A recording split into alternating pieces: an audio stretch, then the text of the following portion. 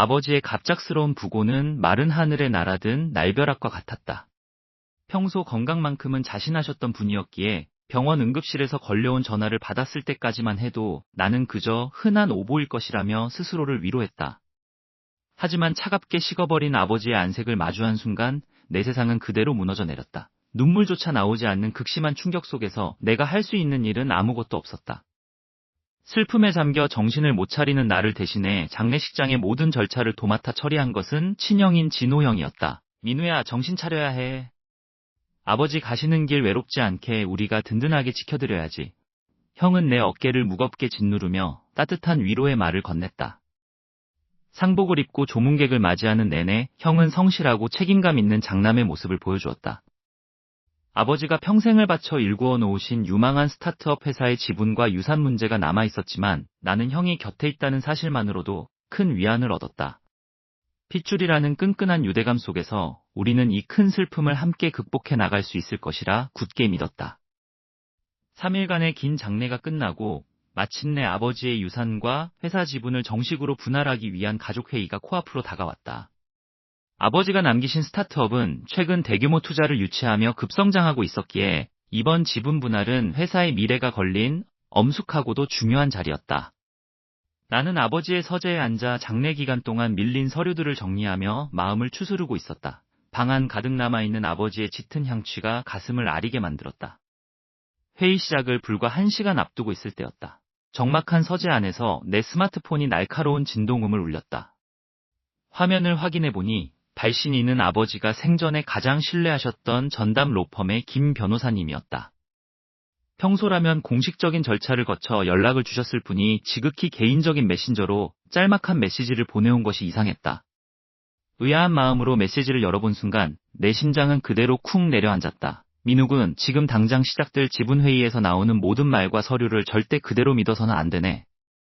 자네가 생각하는 것과 상황이 전혀 다르게 돌아가고 있어. 특히 진호군이 제시하는 조건들을 극도로 조심하게, 눈을 크게 뜨고 깨어 있어야 하네. 손끝이 차갑게 얼어붙었다. 메시지를 읽고 또 읽었지만 머릿속은 온통 하얗게 변해버렸다. 언제나 든든한 버팀목이자 유일한 가족이라 믿었던 진호 형의 얼굴이 머릿속을 스쳐 지나갔다. 형은 지금 회의실에서 나를 기다리며 인자한 미소를 짓고 있을 것이다. 하지만 변호사의 경고는 너무나도 구체적이고 다급했다. 문 너머에서 발걸음 소리가 들려왔다. 이제 곧 아버지가 남기신 유산의 향방을 결정지을 운명의 시간이 시작되려 하고 있었다. 문손잡이가 돌아가는 소리와 함께 나는 거대한 음모의 서막 안으로 발을 내딛게 되었다. 제2장, 사라진 유언장과 밀실의 미소, 아버지의 갑작스러운 죽음이 남긴 충격은 쉽게 가시지 않았다. 장례식을 치르는 내내 내 정신은 반쯤 나가 있었고 곁에서 든든하게 나를 붙잡아주던 형 진호의 존재만이 유일한 위안이었다. 아버지가 일생을 바쳐 일궈낸 스타트업 기업의 지분과 유산 상속 문제를 정리해야 한다는 현실적인 압박이 다가왔을 때도 나는 형이 있기에 모든 것이 공정하고 순조롭게 해결될 것이라 믿어 의심치 않았다. 그것이 내 인생에서 가장 멍청하고 지독한 착각이었음을 그때는 알지 못했다. 장례식이 끝나고 이틀 뒤 나는 남은 서류를 정리하고 아버지의 유품을 수습하기 위해 이른 아침부터 회사 집무실을 찾았다. 텅 빈 사무실에는 적막감만이 감돌았고 주인이 사라진 책상 위에는 정적만이 무겁게 가라앉아 있었다. 나는 깊은 한숨을 내쉬며 책상 뒤편에 숨겨진 개인 금고로 다가갔다. 아버지가 생전에 가장 중요하게 보관하시던 유언장과 변호사 공증 서류, 그리고 핵심 기술 특허와 관련된 법정 문서들이 보관되어 있어야 할 장소였다. 비밀번호를 누르는 손끝이 가볍게 떨렸다. 철컥하는 소리와 함께 육중한 금고문이 열렸다. 하지만 그 순간 나는 숨을 쉴 수 없었다. 금고 안은 차가운 공기만을 품은 채 텅 비어 있었다. 내 눈을 믿을 수 없어 금고 구석구석을 더듬었지만 아버지가 남기신 법적 서류는 단 한 장도 남아있지 않았다. 누군가 의도적으로 그리고 아주 깔끔하게 전부 훔쳐간 것이 분명했다. 심장이 미친 듯이 뛰기 시작했고 등줄기를 타고 서늘한 식은땀이 흘러내렸다. 이 금고의 비밀번호를 아는 사람은 나와 아버지 그리고 형 진호뿐이었다. 설마 형이... 머릿속에 스친 불길한 의문이 나를 짓눌렀다. 혼란스러운 마음을 추스르며 집무실을 나와 복도를 걷던 중 평소에는 사용되지 않던 깊숙한 곳의 비밀 회의실 쪽에서 미세한 웅성거림이 흘러나오는 것을 느꼈다. 오늘 공식적인 주주총회나 전략회의는 예정되어 있지 않았다. 이상한 예감에 이끌려 발걸음을 죽인 채 어두운 복도를 따라 회의실로 향했다. 문에 가까워질수록 사람들의 목소리가 선명해졌고 그것이 단순한 대화가 아닌 비공개 전략 주주 모임이라는 것을 직감적으로 깨달을 수 있었다. 회사의 미래를 결정하는 중대한 자리에 지분을 가진 나에게는 단 한마디의 연락조차 없었던 것이다. 배신감과 공포가 뒤섞인 감정으로 손을 떨며 아주 조금, 안이 보일 정도로만 회의실 문을 살짝 밀어 열었다. 틈새로 흘러나오는 밝은 조명 사이로 회사의 핵심 주주들이 테이블에 둘러앉아 있는 모습이 보였다. 그리고 그 중심, 상석에 앉아있는 사람의 얼굴을 확인한 순간 나는 심장이 바닥으로 떨어지는 것만 같았다. 그곳에는 가장 슬픈 표정으로 나를 위로하던 형 진호가 있었다. 형은 아버지가 돌아가신 슬픔 따위는 진작에 잊은 듯 탐욕으로 가득 찬 눈빛을 빛내며 주주들을 주도하고 있었다. 내 모든 신뢰를 비웃듯 형의 입가에는 평소에 결코 본 적 없는 잔인하고 대담한 승리자의 미소가 선명하게 걸려 있었다. 머릿속이 복잡해질 때면 나는 언제나 손가락을 꼼지락거리는 버릇이 있다. 지금 내 손끝은 얼음장처럼 차갑게 식어 있었다. 회사에서 본 그 비밀 회의실의 풍경이 눈앞에 아른거려 도저히 가만히 앉아있을 수가 없었다. 아버지가 남기신 금고가 텅 비어 있었던 것도 모자라 나만 쏙 빼놓은 주주총회라니. 누군가 나를 완벽하게 배제하고 판을 짜고 있다는 확신이 들었다. 그리고 그 누군가가 누구일지는 생각하고 싶지 않아도 단 한 사람밖에 떠오르지 않았다. 진호 형. 언제나 다정하고 든든했던 나의 친형. 하지만 내 심장은 이미 불길한 경고음을 울리고 있었다. 나는 곧장 내 개인 작업실로 향했다. 회사 서류가 사라졌다면 내 개인 자산과 권리를 증명할 수 있는 서류들은 무사한지 확인해야 했다. 서재 문을 열자 익숙한 책 냄새와 먼지 냄새가 코끝을 스쳤다. 겉보기에는 평소와 다름없이 깔끔하게 정돈된 상태였다. 나는 책상 아래에 깊숙한 곳에 숨겨둔 작은 개인 금고를 열었다. 그 안에는 내 인감도장과 중요한 신분증들이 보관되어 있어야 했다. 금고 다이얼을 돌리는 손이 미세하게 떨렸다. 탁! 소리와 함께 금고문이 열렸고 서류 봉투를 꺼내들었다. 어라, 순간 손끝에 닿는 감각이 이상했다. 매끄러워야 할 인감도장 보관함의 표면에 미세한 흠집이 나 있었다. 도장을 꺼내 불빛에 비추어 보았다. 이상하게도 도장 틈새에 아주 미세하게 붉은 인재가 묻어 있었다. 나는 최근 몇 달 동안 이 인감도장을 사용할 일이 전혀 없었다. 심지어 마지막으로 썼을 때는 깨끗하게 닦아서 넣어두었는데 이건 명백히 최근에 누군가 이 도장을 찍었다는 증거였다. 서류들을 하나씩 꺼내어 면밀히 살펴보기 시작했다. 내 주민등록증 사본과 등본 그리고 개인 금융정보가 담긴 서류들이 미세하게 흐트러져 있었다. 파일처를 고정하는 클립의 위치가 내가 항상 해두던 방향과 반대로 되어 있었다. 소름이 돋았다. 누군가 내 방에, 그것도 이 비밀 금고에 들어와 내 인감도장과 신분증을 전부 꺼내어 복사하고 도용했다는 뜻이었다. 대체 언제부터였던 거야? 가슴이 턱 막히며 숨이 쉬어지지 않았다. 이 집의 보안번호를 알고 내 작업실에 자연스럽게 들어올 수 있으며 이 금고의 비밀번호까지 유추할 수 있는 사람.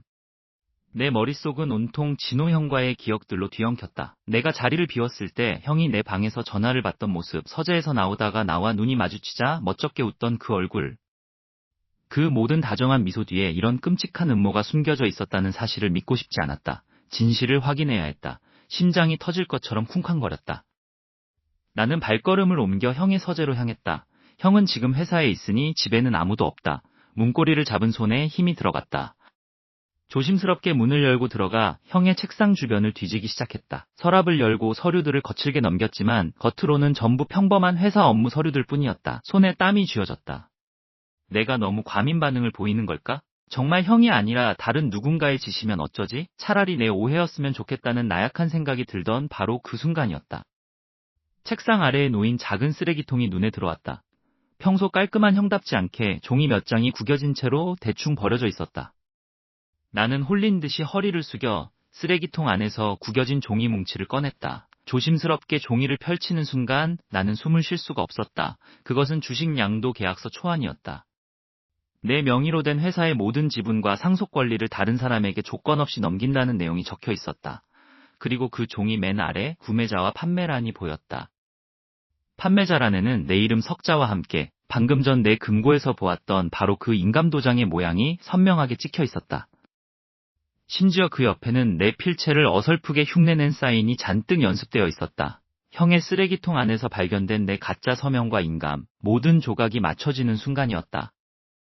내 손은 가늘게 떨리고 있었다. 주주 관리 시스템의 로그인 화면을 마주하는 것조차 숨이 막혔다. 설마 아니겠지? 내가 오해한 것이겠지 하며 스스로를 달래던 시간은 이미 끝났다. 내 명의로 된 공인인증서를 통해 시스템에 접속하자 화려했던 스타트업의 지분 구조가 차가운 디지털 숫자로 내 눈앞에 펼쳐졌다. 화면에 나타난 표를 스크롤할 때마다 심장이 쿵쾅거리는 소리가 귓가를 때렸다. 도대체 이게 왜 이렇게 되어 있는 거지? 내 입에서 흘러나온 목소리는 형편없이 갈라져 있었다. 내 미래이자 아버지가 나와 함께 키워가자고 약속했던 그 스타트업의 지분 중 상당수가 알 수 없는 곳으로 넘어가 있었다. 내가 당연히 상속받아야 할, 그리고 앞으로 내 권리가 되어야 할 주식의 수천 주가 소리 소문 없이 불법으로 양도되어 있었던 것이다. 마우스를 쥔 손가락에 너무 힘을 준 나머지 하얗게 피가 통하지 않았다. 눈앞이 흐려지는 것을 억지로 참으며 불법 양도된 지분의 최종 수령자를 확인했다. 화면의 가장 아래쪽 양수인 란에 적힌 이름이 내 시야를 가득 채웠다. J&H 인베스트먼트. 처음 보는 회사 이름이었다. 하지만 나는 그 이름의 의미를 아주 잘 알고 있었다. 진호 형이 개인적으로 설립했다던 가족들에게는 그저 작은 컨설팅 회사라고 속였던 바로 그 유령 회사였다. 진호 형, 당신이었어? 진짜 형이 나한테 이럴 수 있는 거야? 머리를 세게 엇맞은 듯한 충격이 몰려왔다. 가슴 깊은 곳에서부터 뜨거운 분노와 깊은 배신감이 한꺼번에 치밀어 올랐다. 아버지가 돌아가신 슬픔 속에서 나와 함께 눈물을 흘리던 형의 모습. 장례식장에서 내 어깨를 다독이며 우리가 힘을 합쳐야 한다던 그 따뜻한 목소리가 모두 가짜였다는 사실이 믿기지 않았다. 그 모든 행동이 오직 이 지분을 차지하기 위한 치밀한 연극이었다는 생각이 들자 소름이 돋았다. 내 개인 도장과 신분증을 몰래 복사했던 범인도, 아버지의 금고를 열어 유언장을 없앤 범인도 결국 모두 한 사람이었다. 형은 탐욕에 눈이 멀어 하나뿐인 동생을 철저하게 속이고 배신한 것이다. 나는 떨리는 손으로 마우스를 움직여 해당 지분 양도 계약서의 상세 내역을 클릭했다.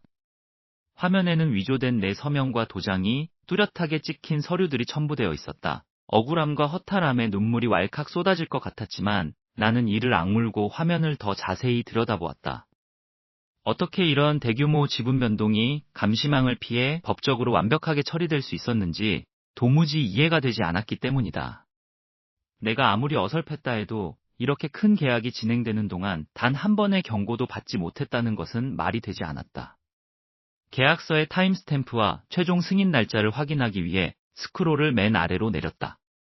그리고 그곳에 찍힌 정확한 날짜와 승인 기관의 직인을 확인한 순간 내 심장은 그대로 멎어버리는 것 같았다. 머릿속이 새하얘지며 아무런 생각도 할 수 없었다.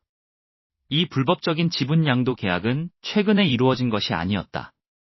이 모든 서류와 계약은 이미 몇 달 전, 그러니까 아버지가 차가운 병원 침대에 누워 인공호흡기에 의지한 채 마지막 숨을 몰아쉬고 계시던 바로 그 시점에 이미 법적으로 완벽하게 승인 완료되어 있었던 것이다. 손이 벌벌 떨렸다. 주먹을 쥐어도 손톱이 살을 파고들 정도로 힘을 주어도 분노로 불타오르는 심장의 박동을 멈출 수가 없었다. 내 서재에 침입해 인감도장을 훔치고 서류를 위조하고 결국 아버지의 유산이자 내 미래였던 스타트업 지분까지 빼앗아간 범인. 그 주동자가 다름 아닌 내 친형, 진호 형이라는 사실을 확인한 순간 내 세상은 산산조각이 났다. 나는 이 지독한 배신감의 실체를 확인해야만 했다. 당장 진호 형의 사무실로 향하는 복도가 평소보다 몇 배는 길고 어둡게 느껴졌다. 내 구두굽 소리가 대리석 바닥에 부딪혀 날카롭게 울릴 때마다 심장이 쿵쾅거렸다. 쿵! 문이 부서져라 열어젖히고 형의 방으로 들이닥쳤다. 형은 창밖을 바라보며 느긋하게 커피를 마시고 있었다. 마치 내가 올 것을 진작 알고 있었다는 듯한 태도였다. 내가 숨을 헐떡이며 위조된 지분 양도 계약서와 주주명부 복사본을 책상 위로 거칠게 내던졌다. 종이들이 허공을 날아 책상 위에 어지럽게 흩어졌다. 형, 이게 다 뭐야? 설명해봐. 왜 형 회사가 내 지분을 가지고 있는 건데? 내 서재에 들어와서 도장까지 훔친 사람이 진짜 형이야? 어떻게 나한테 이럴 수가 있어? 내 목소리는 덜덜 떨렸고 눈물인지 분노인지 모를 뜨거운 것이 왈칵 쏟아질 것만 같았다. 아버지의 장례식이 끝난 지 얼마 되지도 않았다. 아직 슬픔도 가시지 않은 상황에서 어떻게 가장 믿었던 가족이 나한테 칼을 꽂을 수 있는지 도저히 이해할 수 없었다. 나는 형이 변명이라도 하기를 아니면 당황하는 기색이라도 보이기를 바랐다. 하지만 내 예상은 완전히 빗나갔다. 진호 형은 눈 하나 깜짝하지 않았다. 천천히 잔을 내려놓더니 오히려 한심하다는 눈빛으로 나를 쳐다보며 피식 웃었다. 그 비열하고도 뻔뻔한 미소를 보는 순간 내 머릿속의 끈이 탁 끊어지는 것 같았다. 형은 책상 위에 흐트러진 서류들을 긴 손가락으로 천천히 정리하며 너무나도 덤덤하게 입을 열었다. 민우야, 목소리 좀 낮춰라. 회사 돈 들여서 인테리어 한 방인데 방음이 완벽하진 않거든. 그리고 이게 무슨 대단한 일이라고 이렇게 흥분해서 날뛰는 거니? 뭐라고? 대단한 일이 아니라고? 형이 한 짓은 범죄야. 사문서 위조의 횡령이라고. 아버지가 남겨주신 회사를 형 혼자 다 처먹으려고 나를 속여? 내가 소리를 지르자 형의 눈빛이 순식간에 차갑게 가라앉았다. 그 눈빛은 예전에 다정했던 형이 아니었다. 오직 탐욕과 계산으로 가득 찬 낯선 괴물의 눈빛이었다. 형은 의자 등받이에 몸을 깊숙이 기대며 팔짱을 끼었다. 범죄? 네가 뭘 모르는 모양인데 이 회사를 살리고 키운 건 나야. 아버지는 돌아가셨고 너처럼 나약하고 순진한 녀석에게 이 거대한 스타트업의 지분을 맡기는 건 고양이에게 생선을 맡기는 꼴이지. 난 회사의 미래를 위해 결단을 내린 것뿐이다. 네 도장? 네 지분? 애초에 네 실력으로 얻은 게 아니잖아. 억울해할 필요 없어. 진호, 너 진짜 미쳤구나. 내가 가만히 있을 것 같아? 당장 법적으로 대응할 거야. 주주총회든 법원이든 다 뒤집어 엎을 거라고. 내가 악에 받쳐 소리치자 형은 갑자기 낮게 낄낄거리며 웃기 시작했다. 그 소름 끼치는 웃음소리가 사무실 공기를 무겁게 짓눌렀다. 형은 책상 서랍을 열어 서류 봉투 하나를 꺼냈다. 그리고 그것을 마치 쓰레기를 던지듯 내 가슴팍을 향해 툭 던졌다. 법적 대응? 해봐, 할 수 있으면. 하지만 그 전에 이것부터 확인하는 게 좋을 거다. 오늘 자로 발령된 특별 인사 명령서야. 나는 본능적으로 형이 던진 서류를 받아들었다.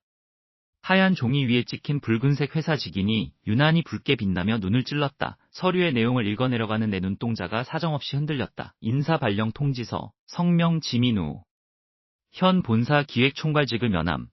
본사원을 직위 해제하며 전남 보성 물류창고 관리소장으로 전보를 명함. 발령일자 즉시. 이게 뭐야?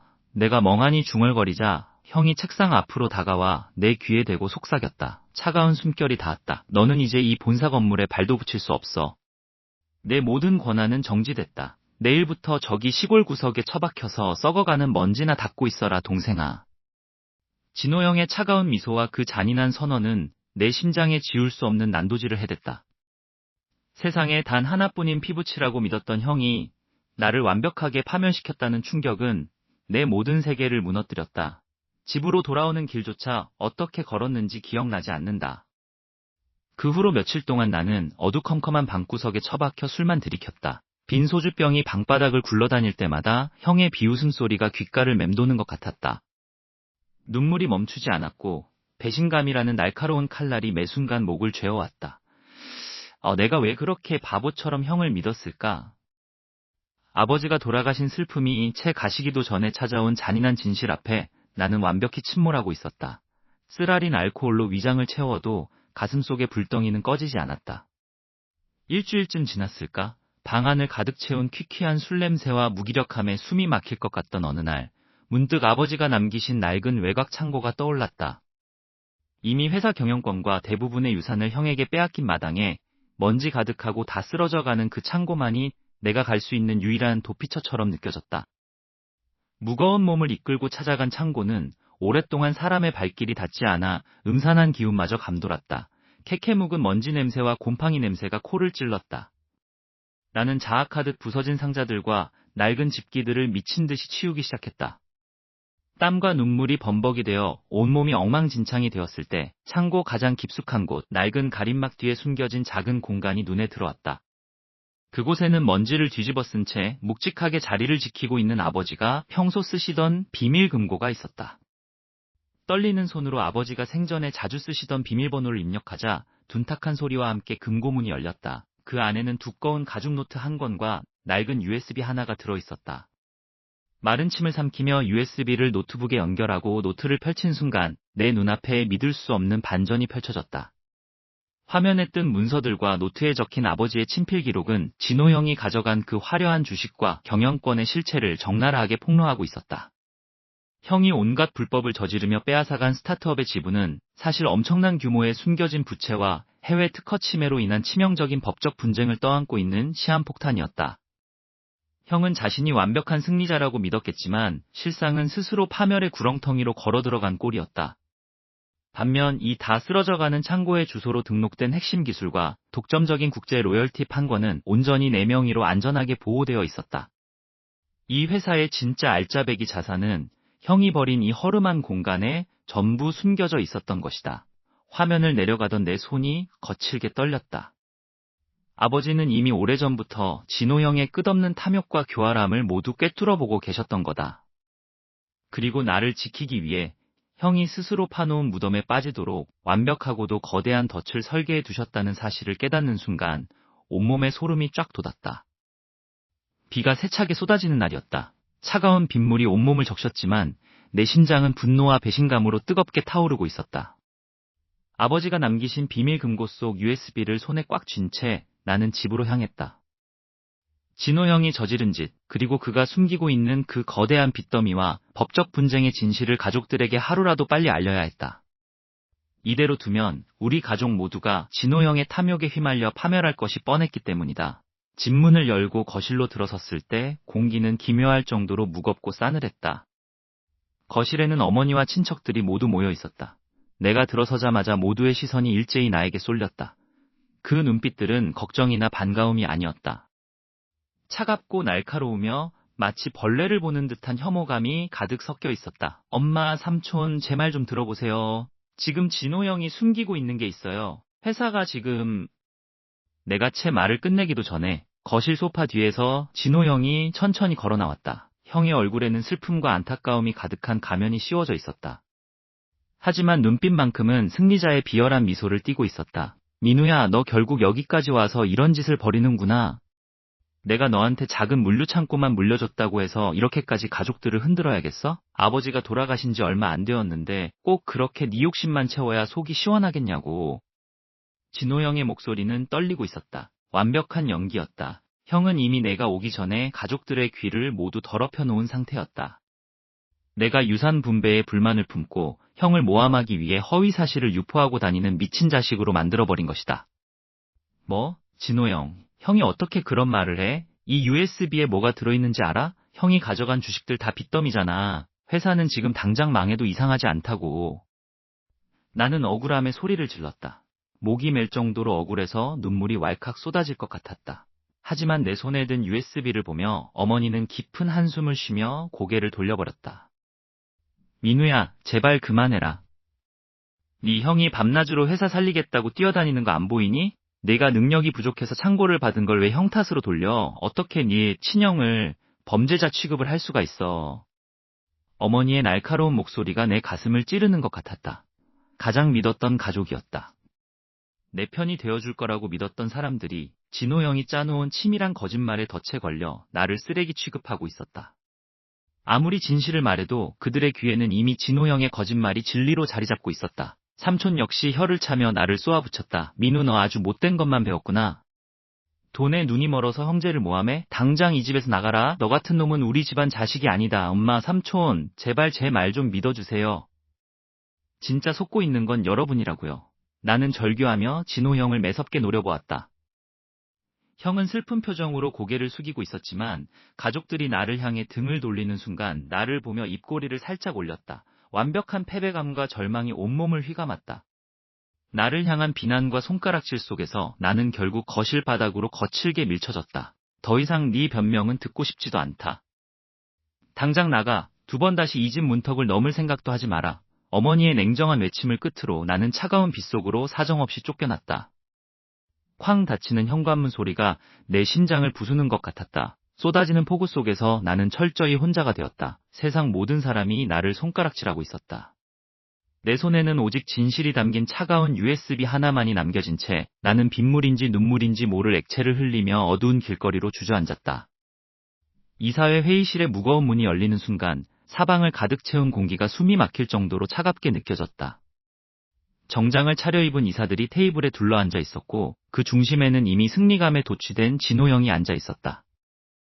형의 얼굴에는 한치의 의심도 없는 확신과 탐욕스러운 미소가 번져 있었다.